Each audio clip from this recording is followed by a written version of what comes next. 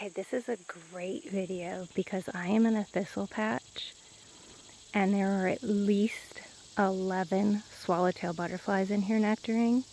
And if you look deeper into the photo right in the middle, there is a goldfinch feasting on the thistle seeds. And there was just a hummingbird in here nectaring on these thistles. So just because they're prickly doesn't mean we should be scared of them. Just pay attention to what native species of thistle are in your area and encourage them, because the bees and the butterflies and the birds love them.